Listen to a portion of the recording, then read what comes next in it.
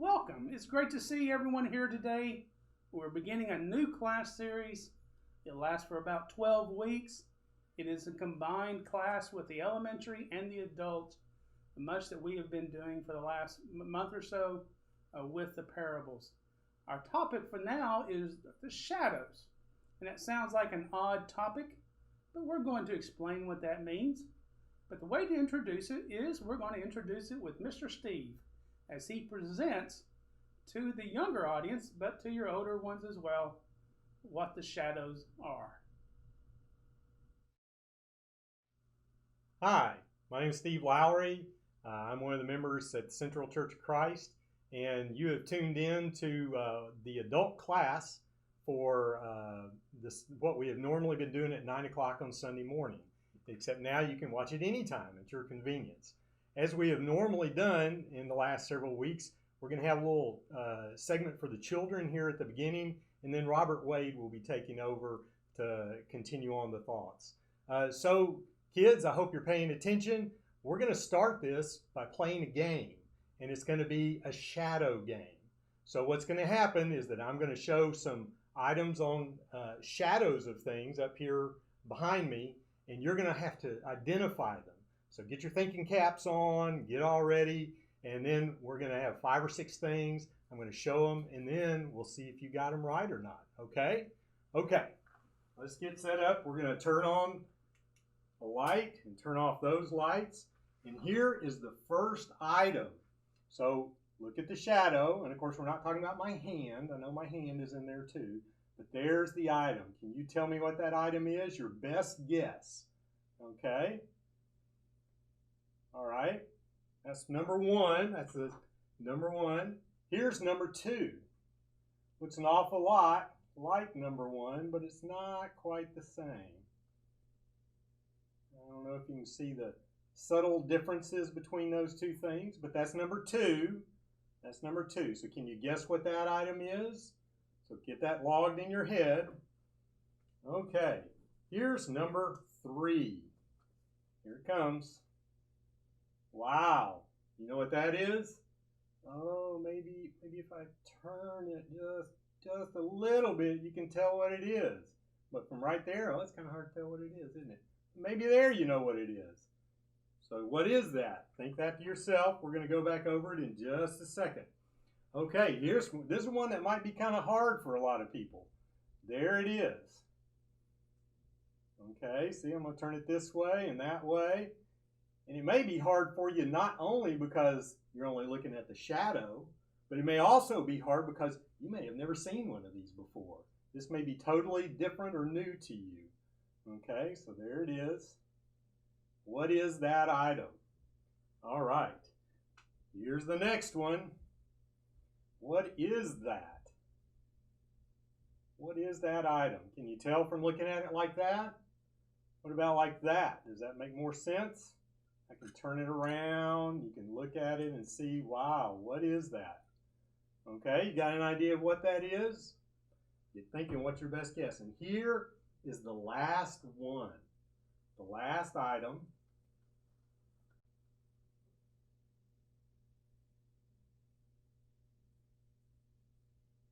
What is that? Can you tell me what that is? It could be lots of different things. You tell me what it is, okay? So you got all those down. Those are all the things that we're going to look at. All right, so now we're going to turn the lights back on, and we're going to see how well you did. We're going to see how well you did at guessing what those items are. Okay, so item number 1, I would bet almost everybody has this item correct. And here it is. It's a pencil. All right, not that hard, but you know, they make a lot of different kinds of pencils. You didn't know that this pencil was yellow necessarily, although if you'd guessed, I probably would have guessed a yellow pencil. And it's got an eraser and it's sharpened. Not too hard, right? You saw the shadow, but you didn't actually see the pencil, and so you couldn't tell what color it was or if it was one of those that has printing on it somewhere, okay?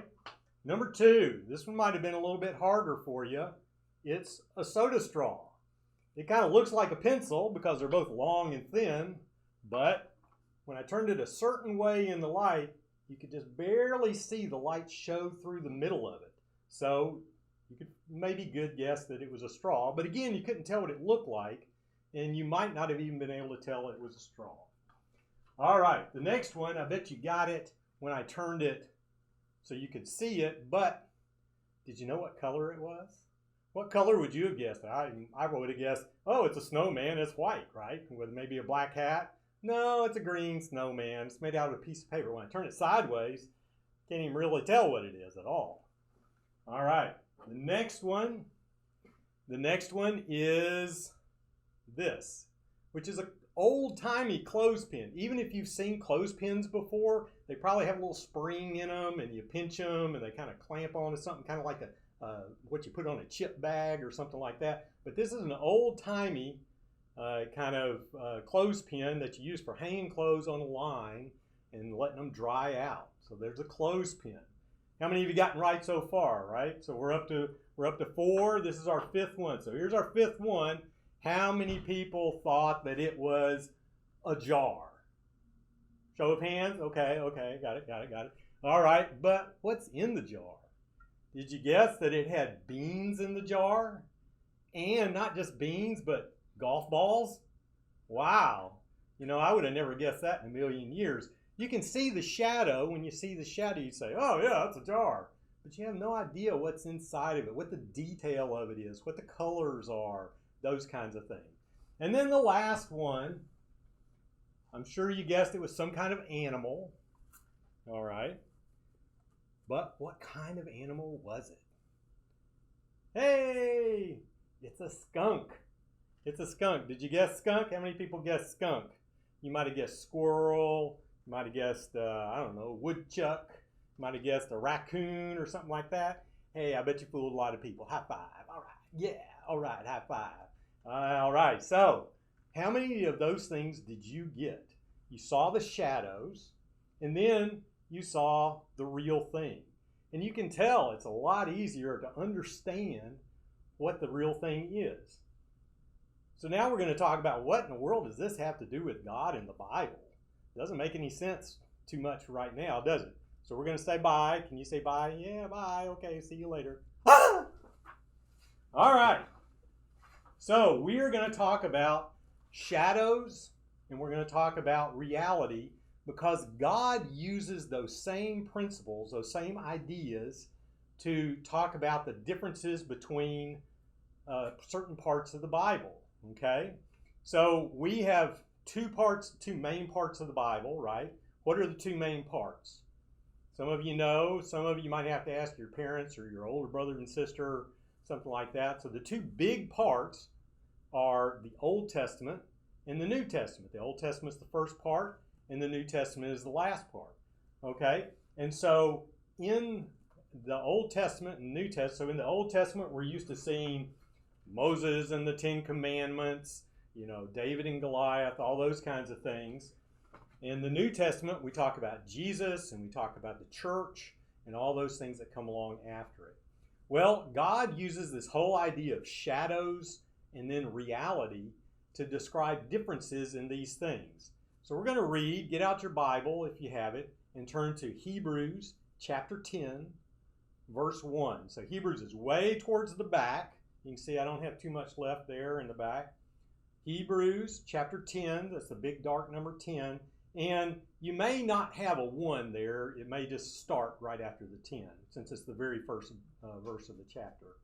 And it says in Hebrews chapter 10, verse 1, the law of Moses is only an unclear picture. That's what it says in the New International Children's Bible. The New International Version, maybe your parents' version, says shadow. It doesn't say unclear picture, it says shadow. So it says the law of Moses, which was in the Old Testament, is only a shadow of the good things to come in the future. It's not a perfect picture of the real things. And so God is trying to illustrate, what is all that stuff in the Old Testament? Why is it there? What is its purpose? Why do you get these things, and then when the New Testament comes along, it seems like everything changes, and those things, did they not matter anymore? Well, I think the same way that the shadow you looked at and the real thing that you looked at are connected. These things are connected too. In another place, it says in Hebrews chapter 8, verse 5, it just says that the tabernacle, the sanctuary that it talked about, he says it's a copy and it's a shadow of the things in heaven. Okay? So that's the basic idea behind how God is trying to illustrate that shadows, things in the Old Testament were shadows, and things in the New Testament were the real good things that he wanted us to see. So today, Mr. Robert is going to talk about one particular event that is a shadow of something in the New Testament. From the Old Testament, it's in the New Testament. And what he's going to talk about is the Passover. Now, just to get you up to speed real quick, we're going to talk about what happened all the way up there to get to that point, and then Mr. Robert will take over. So, the Israelites had spent 400 years in slavery in Egypt. Actually, they weren't slaves the entire time. Part of the time they had a good relationship with people, but then everybody forgot who they were and they felt threatened, and they became slaves. And so they were slaves for a very, very, very long time, a very hard life. And so they raise up Moses. God raises up Moses to lead his people out and to be his prophet and his spokesman. And he goes, and Pharaoh won't let anybody go. And so God brought about these 10 plagues. So we're going to run through the 10 plagues real quick. We're going to run through 9 of the 10 plagues because the last one is the one that Mr. Robert's going to focus on. Okay, so the first, excuse me.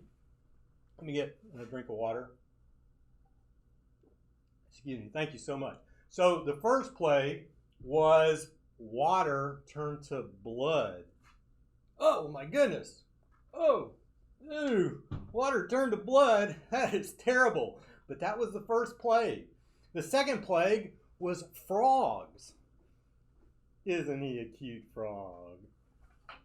Oh, he's a little less cute. Oh, that's not so great. And there were frogs everywhere. They were all over the place. The third plague was gnats. Just these little bugs, and you can just barely see them, and they're all over the place. They're just bugging you to death. Whew, that was really hard.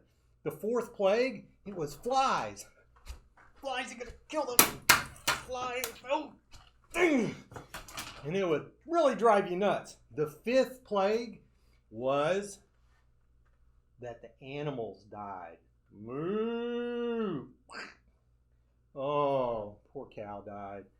And then the sixth plague was boils. It's like having stuff on your skin, and it all comes up with pus, and it pops, and it's really terrible.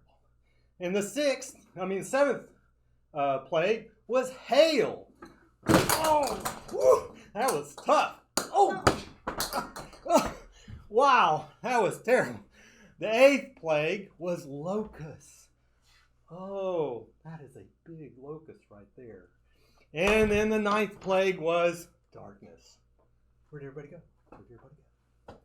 Oh, so they went through these 9 plagues, and Pharaoh still said, no, you can't go. But then there was the 10th plague, the last plague, and the one that the Passover, Feast of the Passover was based on.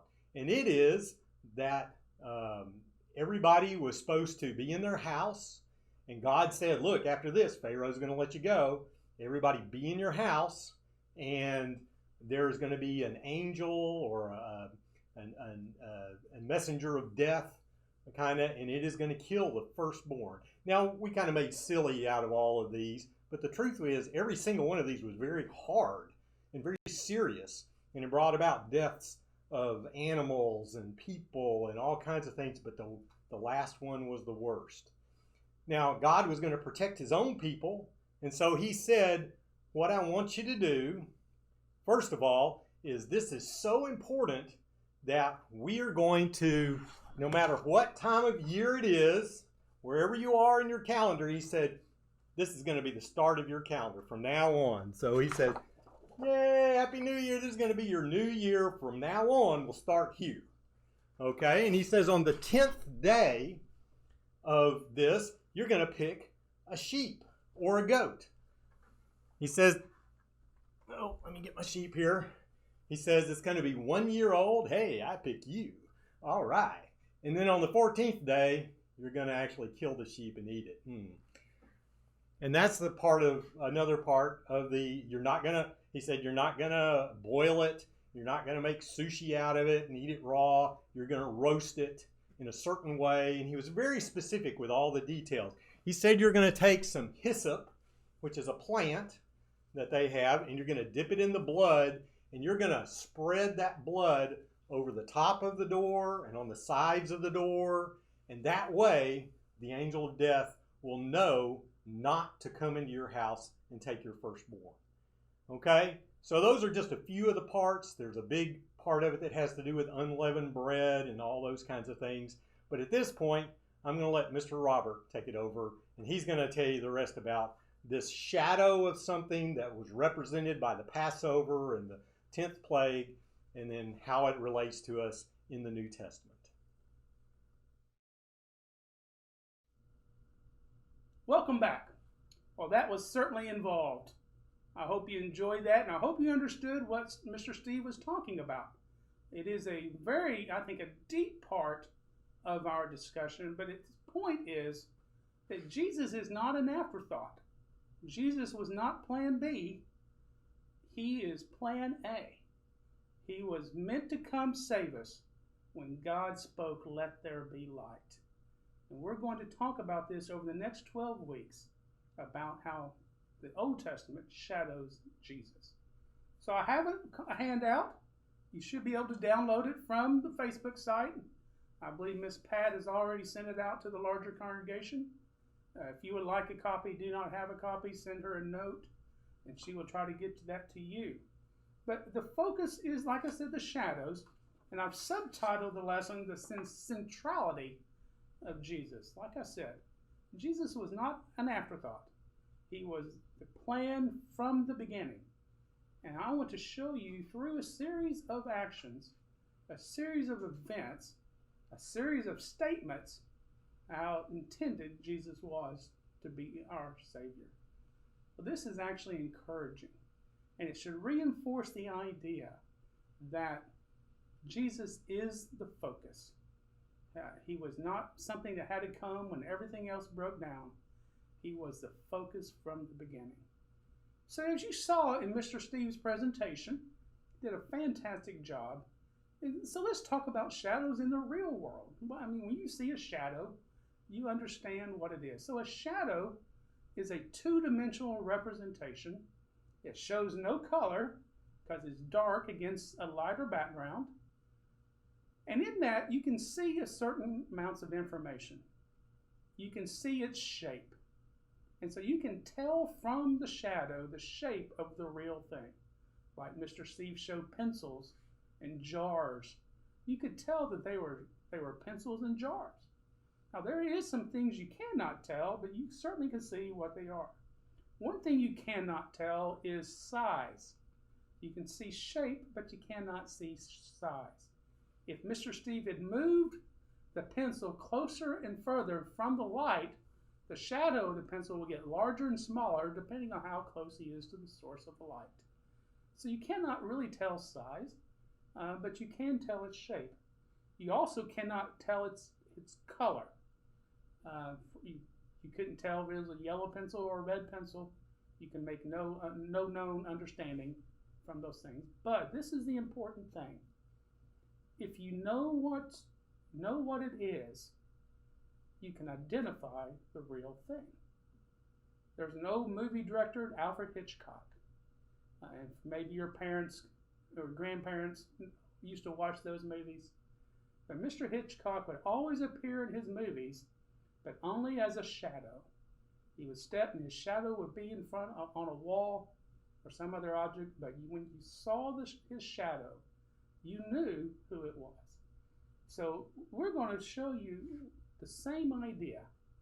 Now the thing is, most people have not trained themselves to look for these shadows. Look at these Old Testament stories, look at these Old Testament events as shadows. So I want to tell you how I got there. So you heard Mr. Steve read from Hebrews 10 about these things are shadows In Colossians, it'll tell you that Jesus is the reality. So when I grew up, I would learn about what we call messianic prophecy, prophecies about the Messiah. And you could read those prophecies and recognize that they are talking about a man to come. Isaiah's, suffering servant, he was despised and rejected. Isaiah's discussion of he's a counselor, the government will sit on his shoulders, and all those sorts of things. Many other Old Testament prophecies are clearly talking about the Messiah. And as I was growing up and learning, I believe that those were the sole explanations of talking about Jesus. But then I ran across this verse. I read this verse a lot. I've seen it a lot. But one day it struck me as different. If you look at Matthew 5, verse 17, this is part of the Sermon on the Mount. And it says, Jesus says, "Do not think that I have come to abolish the law or the prophets. I have not come to abolish them, but to fulfill them." And what it struck me one day was, I understand what it means to fulfill the prophets. They are predicting a future, that what they prophesied has occurred. You can see it, it's been fulfilled. But what I did not understand, and I have not noticed before, was he said, "I have not come to abolish the law of the prophets, but to fulfill them." And I do not understand how you fulfill a law. I understand obeying a law. I understand complying to a law. But I do not understand what fulfill the law meant. You fulfill prophecy. You do not fulfill law. And yet Jesus said exactly that. And that started me looking at other things. Well, if Jesus said you can fulfill the law, then the law must be prophecy. So, if the law is prophecy, how is it prophecy? And so I began to examine. So Colossians 2, verses 16 and 17, and it says, "Therefore do not let anyone judge you by what you eat or drink, or with regard to a religious festival, a new moon celebration, or a Sabbath day." So do you know what he's just described right there? Everything he just described, eating and drinking, religious festivals, new moon celebrations, or Sabbath days, are part of the law of Moses. So, do not let anyone judge you about about the law of Moses. These are a shadow of the things that were to come. The reality, however, is found in Christ. So how is a new moon celebration a prophecy? Or how is it a shadow that Jesus is going to fulfill? How is the Sabbath day something that Jesus is going to fulfill? And so I began to study. And over time, it took me to this different perspective that I did not have. And I want to offer you this personal statement of belief. I've written it down in the handout, but I want to offer this to you for your consideration because it seems very extreme. And yet I've come to accept it as true. The entire Old Testament, and I mean all of it, the law, the prophecies, the poetry, the stories, the visions, and the histories all prophesy of Jesus Christ. The Old Testament in its entirety is a shadow of Jesus. That's a pretty extreme and bold statement.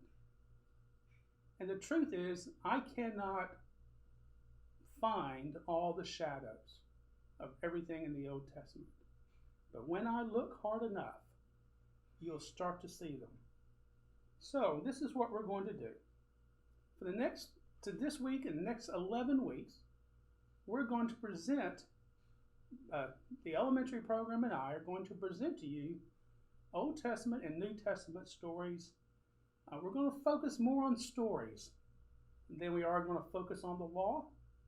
And the reason is, to the elementary program, the stories are easier to teach. And there's enough of them to easily cover this class.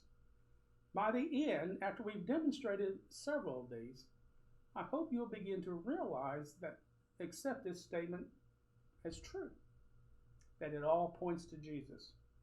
So, number one, I want to demonstrate to you that Jesus is the central person of all history and all time, and that the Old Testament is a complete shadow of him. Like I said, very beginning. When Jesus said, I am the Alpha and the Omega, he's the beginning and the end, we read that as he was there at the beginning of time, he's there at the end of time, he's eternal. That is a correct rendering and understanding of that verse. But what I also believe is that his purpose, his intent, the thing he would ultimately do is also Alpha and Omega. God had known before he created the world that Jesus would come to save his man. And that's intriguing. So the second thing I want to do is once we begin to realize the seriousness and centrality of Jesus, what does that mean to us today? And so it's sometimes hard to apply these things, or seems like it is.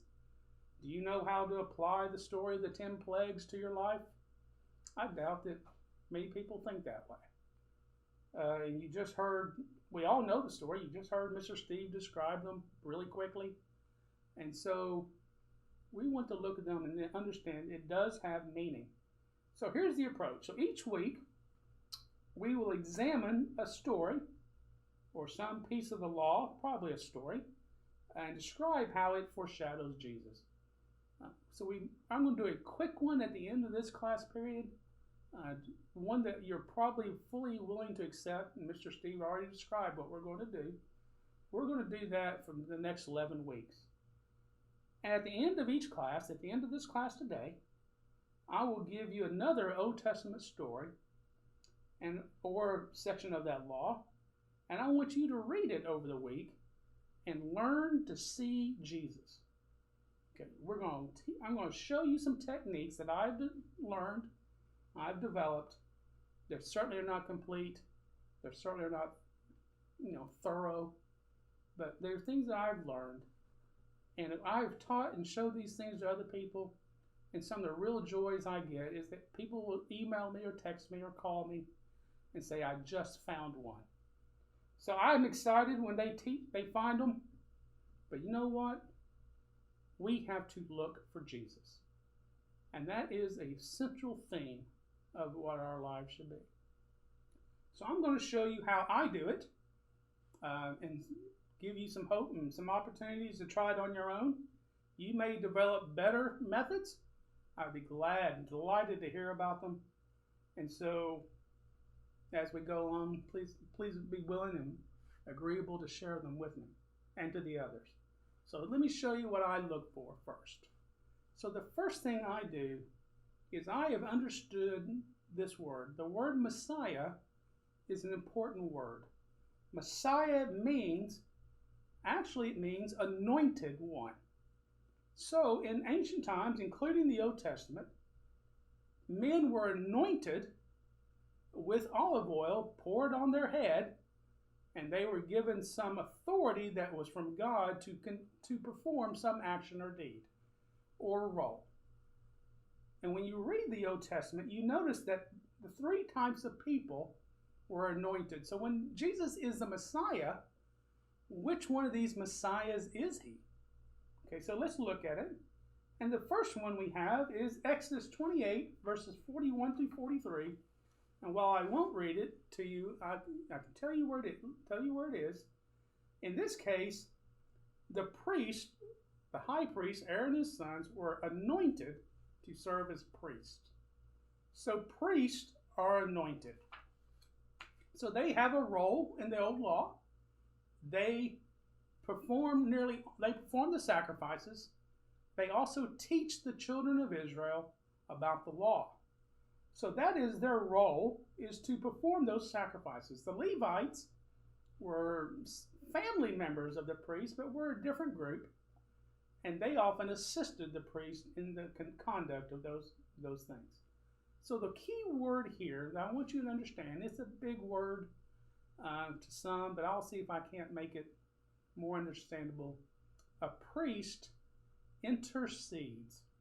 And what someone who intercedes is, it is someone who stands with you before God to defend you or support your request of Him. So think about it. The everyday person in Israel was not allowed to offer a sacrifice. Only the priests were. You could bring your sacrificial offering to the priest, and then the priest would go on your behalf and present that offering to God, and they would intercede with you before God to protect you and to have your sins forgiven. A high priest would also enter the most holy place in the temple or in the synagogue, in the tent, once a year, and he enters to forgiveness for his sins, but also the sins of the nation. So a priest intercedes with God on your behalf.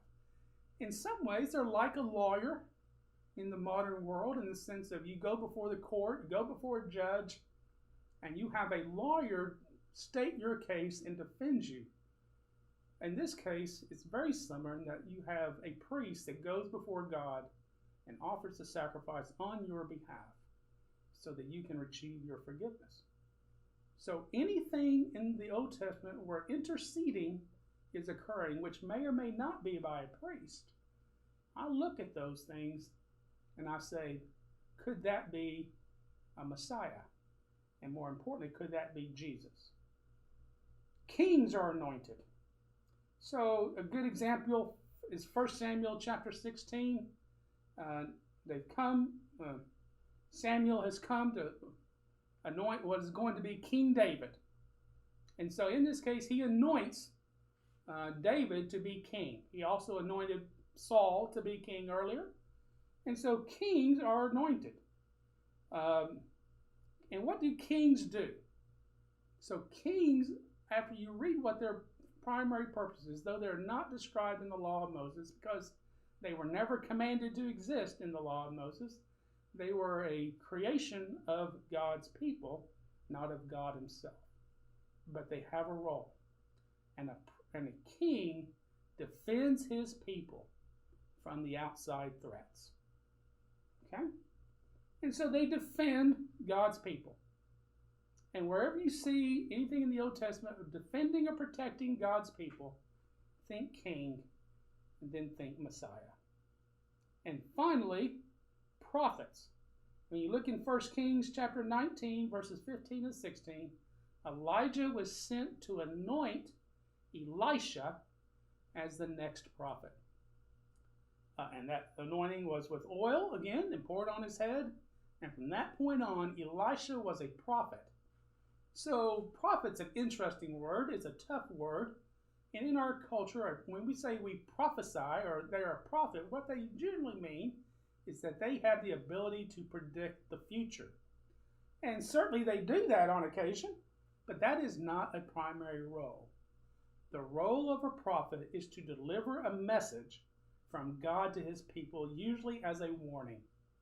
So, they're messengers, and they deliver messages. But what a prophet can do, and that is an interesting part, to prove that they are called to be prophets, they can generally perform miracles or signs, and they prove their calling. Kings and priests did not have to prove that they were kings and priests, because both kings and priests were hereditary. It passed from father to son. If your father was a priest and you're his son, you are a priest. And so you don't have to prove that you're a priest, nor do you have to really prove that you're a king. Now, granted, in those times, they often were violent as they began to occupy the thrones, but they were typically descendant, and certainly on the side of Judah, they were all descended from David after king. Once David became king, they all followed him. So which one is the Messiah?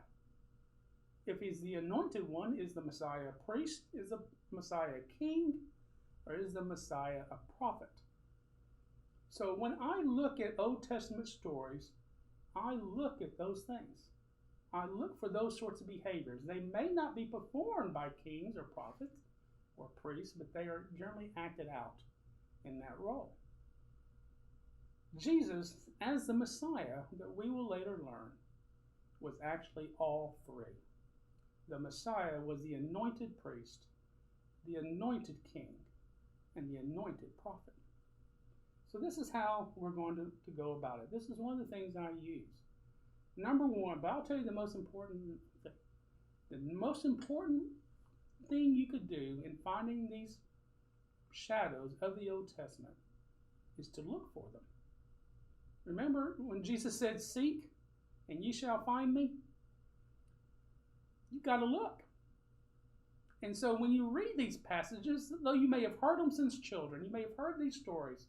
Right here, Steve laid out all those stories, all this stuff about the 10 plagues. You more than likely, you may forget which plague was number 7 and all that, but you know the plagues. You know that they came. You've heard the story since youth. If you're a new Christian, you did not convert until later. You're just now becoming. What's good about this class is that the beginning is going to start with stories that most of us who've been Christian a long time are aware of. This is a good way to learn it even for adults. But you have to look. So if you just read them as stories, then they have no meaning, except, to be able to answer questions in a quiz. But I'm going to say, what I want to try to show you is that no, they're more than just stories. They are prophecies and demonstrations of what Jesus is going to do in the future. So, number one, look. So let's go through real quickly as we wind up this class. So let's talk about, so Steve did a fantastic job. I don't know if I even need to do this, but when the 10th plague came and God was speaking to Moses and Aaron, this is in Exodus chapter 12. Read the whole chapter. If you get a chance, read chapter 12 of Exodus. And he's going to start, like Steve said, the calendar based somewhat around this event, certainly the first month. And he says, this is going to be your first month. Okay? And so it's not our January. It's actually after the spring equinox, which is March 21st, and it's the full moon. First new moon, not full moon, first new moon. After that is day 1 of the new month. It's a little odd for us, but that's the way the Jewish calendar worked.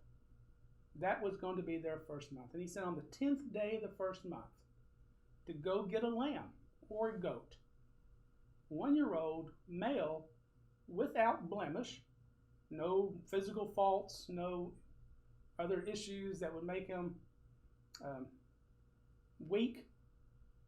Get the best male 1-year-old goat or sheep that you have.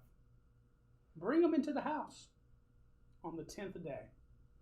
And though it's not recorded here in Exodus, but some of the other intertestamental writings that we will see later that describe in great detail these events, and Exodus does say you care for that sheep. They were often brought in with sort of great celebration. They were pets for 4 days. They were loved. They were taken care of. The sheep probably thought he was living the best life he could live. And he was for 4 days. So the sheep, I'm going to say lamb, brought into the house on the 10th day of that month, and that sheep is cared for. And that's in the 3rd verse and 6th verse of Exodus 12.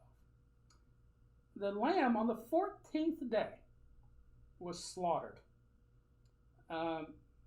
And God's very specific about these timings. And they seem, very odd why he would do that, but he did. On the 14th day, the lamb was slaughtered. It was roasted, and it was eaten in its entirety by the people in the house that night. Before they went into the house, they poured its blood, because you always drain the blood from a slaughtered animal.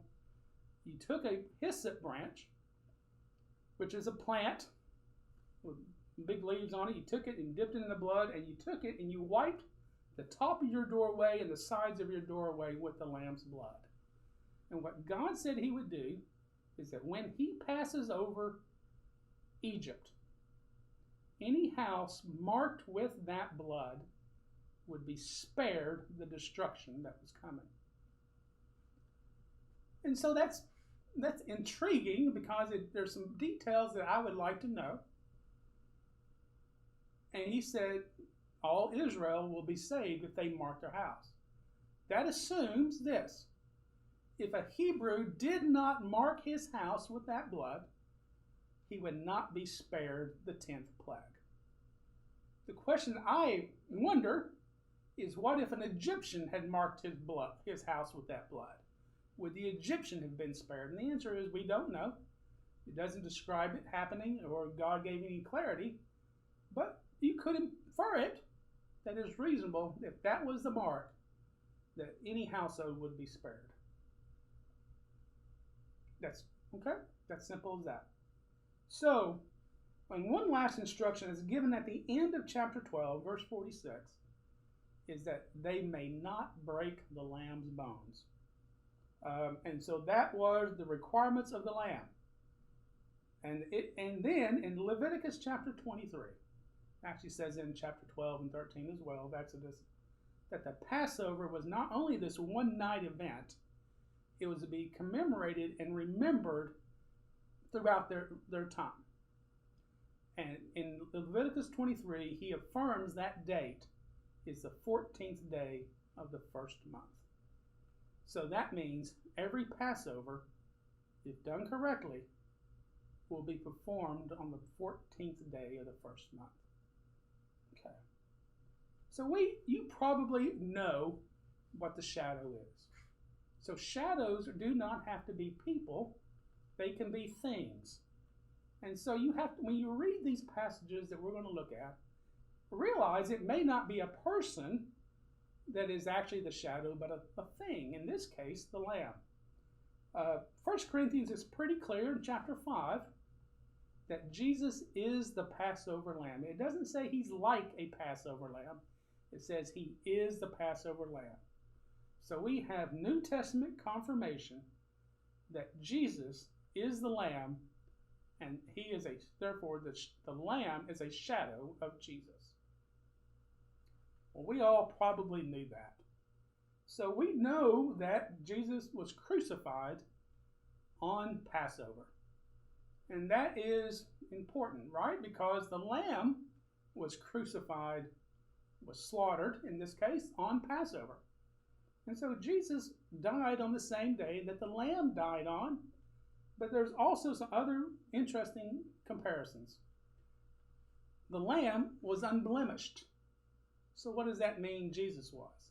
That he was unblemished. In this case, he is a spiritual representation as well as a physical one.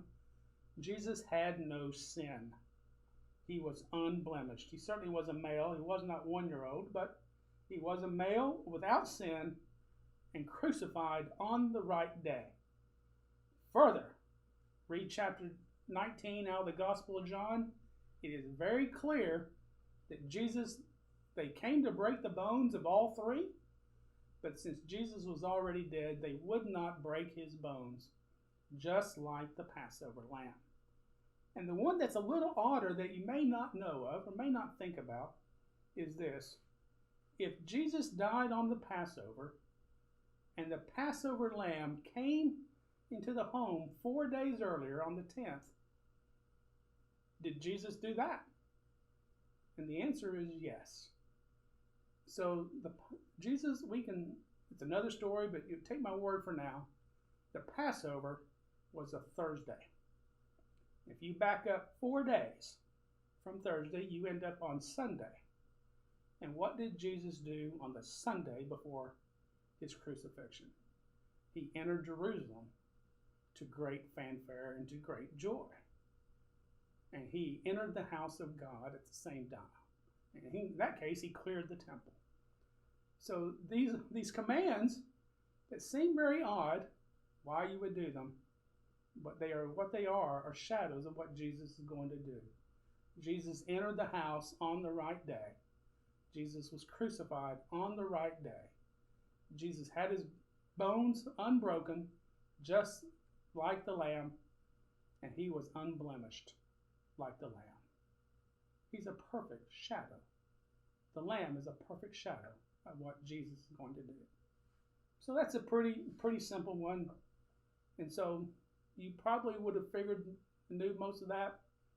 But as we look at other ones, they'll be less and less well known. So, like I said, only those people marked by the blood of the Lamb will be rescued when the Lord returns with his judgment. If you are not marked by Jesus' blood, you will not come out of judgment well. You will be, and if you are marked by his blood, you will be spared.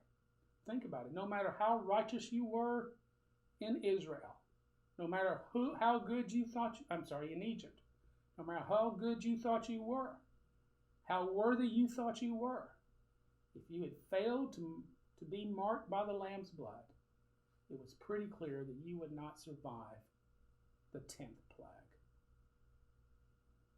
Jesus is the only way. He's not a way. He's not a good way. He's the only way. And so our goal is to teach you about the significance of Jesus throughout the Bible. So I hope that was informative. I don't have as much motion as Mr. Steve does. He's much more dynamic. But we're going to look, I'll offer you this. Next week, look at the first of the plagues. So Moses turns the water to blood, and you saw that demonstrated real quickly. Exodus chapter 7, verses 14 through 24. I offer you this opportunity. If it's all a shadow of Jesus, like I think it is, then this is a shadow of Jesus. Find him. Go look in the Exodus 7 and seek Jesus. And see where you will find him, and suddenly he will become more aware to you. I hope you have a good week. I look forward to seeing you. We'll record a new class next week. I'm very excited about it. We will cover the first plague. I hope you have a good time, good week. It's been my pleasure. Thank you.